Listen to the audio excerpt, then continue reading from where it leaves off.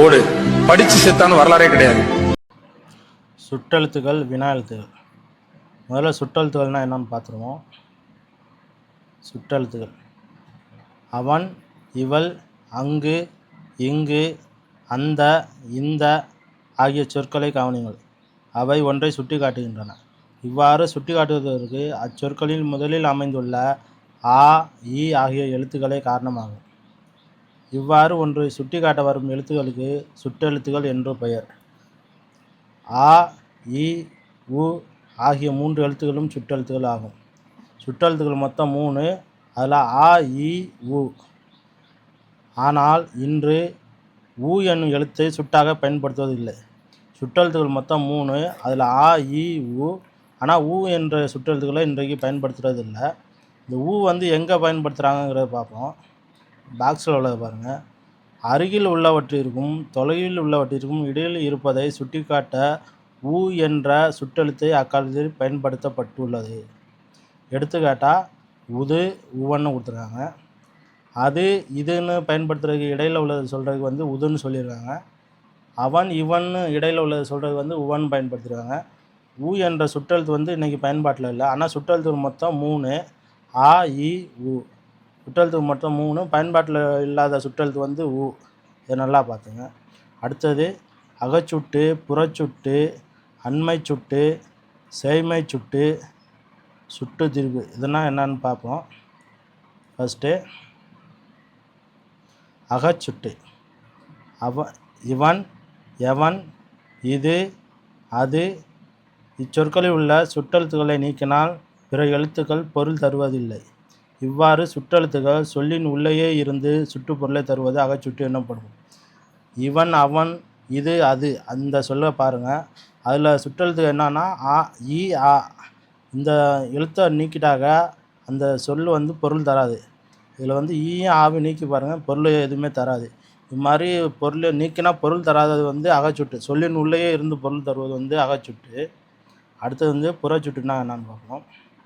அவ்வானம், இம்மலை, இந்நூல் இச்சொற்களில் உள்ள சுட்டெழுத்துக்களை நீக்கினாலும் பிற எழுத்துக்கள் பொருள் தரும்.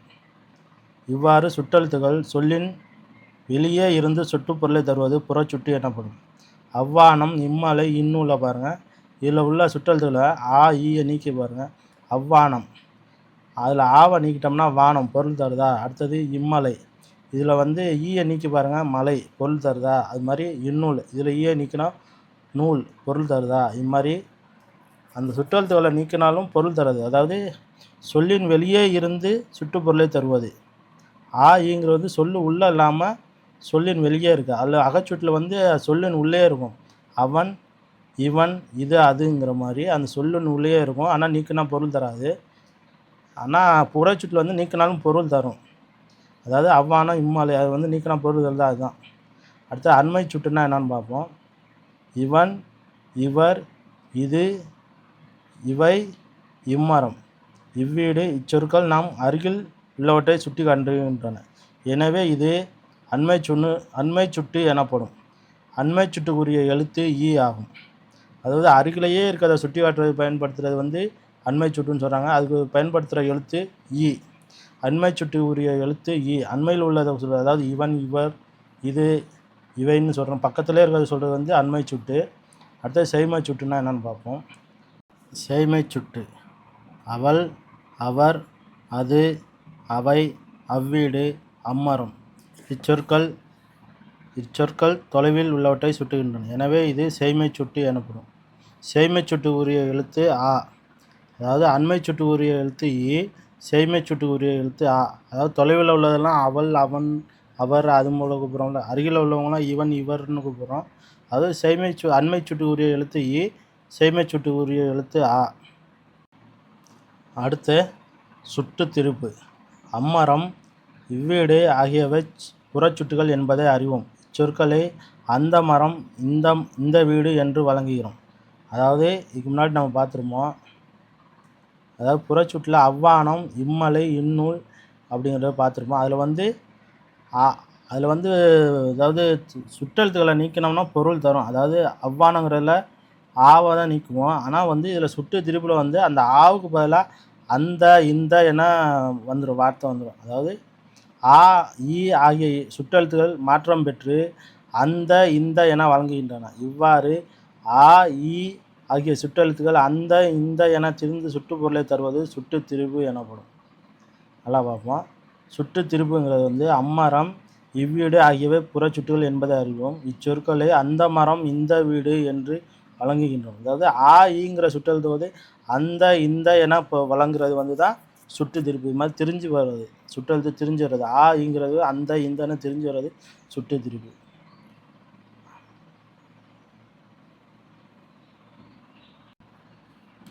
அடுத்து வினா எழுத்துக்கள்லாம் நாம் பார்ப்போம். வினா பொருளை தரும் எழுத்துக்களுக்கு வினா எழுத்துக்கள் என்று பெயர். சில வினா எழுத்துக்கள் சொல்லின் முதலில் இடம்பெறும். சில வினா எழுத்துக்கள் சொல்லின் இறுதியில் இடம்பெறும். ஏ, யா, ஆ, ஓ, ஏ ஆகிய 5 வினா எழுத்துக்கள். வினா எழுத்துக்கள் மொத்தம் எத்தனைனா 5. அதில் வந்து ஏ, யா, ஆ, ஓ, ஏ ஆகிய 5 வினா எழுத்துக்கள். மொழியின் முதலில் வருவது வந்து ஏ, யா. எடுத்துக்காட்டால் எங்கு, யாருக்குன்னு மொழியின் முதலில் வருபவை ஏ, யா. மொழியின் இறுதியில் வருபவை ஆ, ஓ. எடுத்துக்காட்டால் பேசலாமா, தெரியுமோ. மொழியின் முதலிலும் இறுதியிலும் வருபவை ஏ, ஏன், நீதானோ. அதாவது மொழியின் முதலில் வரும் எழுத்துக்கள் எத்தனைன்னு கேட்டிங்கன்னா ஏ, ஏ, யா 3மே வரும். மொழியின் முதல்ல வர்றது வந்து ஏ, ஏ, யா 3மே வரும். மொழியின் இறுதியில் வர்றது வந்து ஆ, ஓ, ஏ ஆகிய 3மே வரும். மொழியின் முதலில் மட்டும் வருபவைன்னு கேட்டால் தான் ஏ, யா வரும். மொழியின் முதலில் வருபவைன்னு கேட்டாக ஏ, யா, ஏ 3மே வரும். மொழியின் இறுதியில் மட்டும் வருபவைன்னு கேட்டால் தான் ஆ, ஓ மட்டும் வரும். அது மொழியின் இறுதியில் வருபவைன்னு காமனாக கேட்டாங்கன்னா ஆ, ஓ, ஏ 3மே வரும். அகவினா. எது, யார், ஏன் இச்சொற்களில் உள்ள வினா எழுத்துக்களை நீக்கினால் பிற எழுத்துக்களுக்கு பொருள் இல்லை. அதாவது நம்ம அகச்சுட்டு புறச்சுட்டு பார்த்தோம்ல, அதில் வந்து அகச்சுட்டில் என்ன இருக்கும், அதில் ஆ ஈங்கிற சுற்றெழுத்துக்களை நீக்கினாக்க பொருள் தராது, சொல்லு உள்ளேயே இருக்கும். அதே மாதிரி வினா எழுத்தில் வந்து எது, யாருங்கிறதுல ஏ, யாங்கிற வினா எழுத்தை நீக்கிட்டோன்னா பொருளே இருக்காது. அதாவது அது வந்து தான் அகவினான்னு சொல்லுவோம். இவ்வாறு வினா எழுத்துக்களை சொல்லின் அகத்தே இருந்து வினா பொருளை தருவது அகவினா எனப்படும். அடுத்து புறவினா. அவனா, வருவானா, வருவானோ இச்சொற்களில் உள்ள ஆ, ஓ ஆகிய வினா எழுத்துக்களை நீக்கினாலும் பிற எழுத்துக்கள் பொருள் தரும். அவனா, ஆங்கிறது அவன்னு வரும். ஆங்கிறது நீக்கினாலும் அவன் வரும். வருவானோ, ஓங்கிறத நீக்கினாலும் வருவான் அப்படிங்கிறது பொருள் தரும். இது மாதிரி வினா எழுத்துக்களை நீக்கினாலும் பொருள் தர்றது வந்து புறவினா எனப்படும். இவ்வாறு வினா எழுத்துக்களை சொல்லின் புறத்தே வந்து வினா பொருளை தருவது புறவினா எனப்படும். அடுத்தது பயிற்சி வினாக்களை பார்ப்போம். சரியான விடையை தேர்ந்தெடுத்து எழுது. என் வீடு டேஸ் உள்ளது. என் வீடு அங்கே உள்ளது. அங்கேங்கிறது வரும். தம்பி டேஸ் வா. தம்பி இங்கே வா. அடுத்து நீர் டேஸ் தேங்கி இருக்கிறது. நீர் எங்கே தேங்கி இருக்கிறது. யார் டேஸ் தெரியுமா. யார் அவர் தெரியுமா. உன் வீடு டேஸ் அமைந்துள்ளது. உன் வீடு எங்கே அமைந்துள்ளது. அவ்வளோதான். இதில் உள்ள எல்லாமே பார்த்தாச்சு.